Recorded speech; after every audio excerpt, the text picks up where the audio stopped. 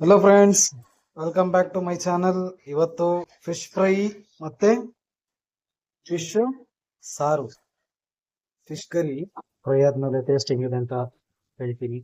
Check ಮಾಡೋಣ. ಈ fish ಹೆಸರು ಬಂದು ಮಡೋಸ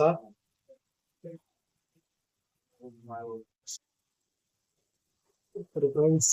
ಫಿಶ್ ಕಬಾಬು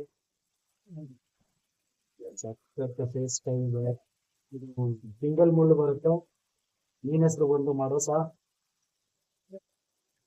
ಅದಕ್ಕೆ ಸಿಂಗಲ್ ಬೋನ್ಲೆಸ್ ತಗೊಂಡ್ಬಂದಿದ್ದೀನಿ.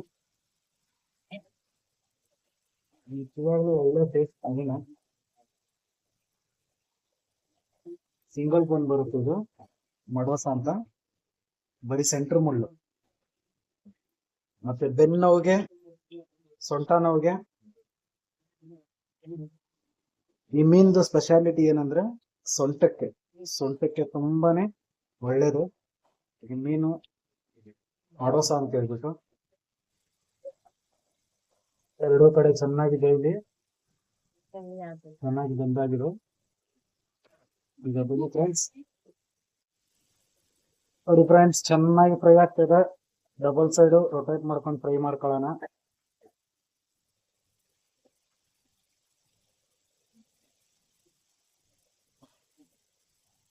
ಫಿಶ್ ಫ್ರೈ ಅಂದ್ರೆ ಫಿಶ್ ಕಬಾಬು.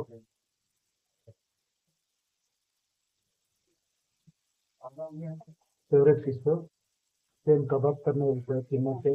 ಟೇಸ್ಟ್ ಮಾತ್ರ ಅಲ್ಟಿಮೇಟ್. ಯಾಕಂದ್ರೆ ಮುಂಚೆನೆ ನಾನು ಟ್ರೈ ಮಾಡಿದ್ದೀನಿ, ಸೊ ಅದಕ್ಕೋಸ್ಕರ ಹೇಳ್ತಾರೆ ಇದು. Super fish.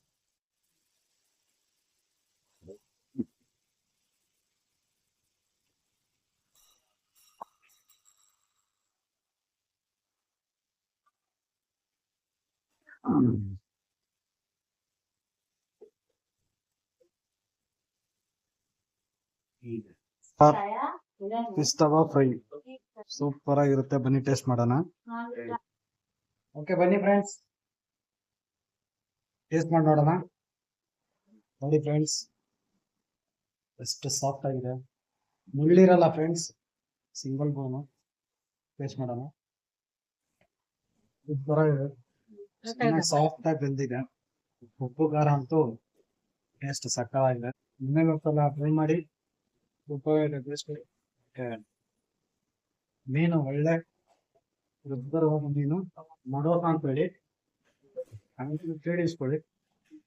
ಸೂಪರ್ ಆಗಿದೆ. Thank you.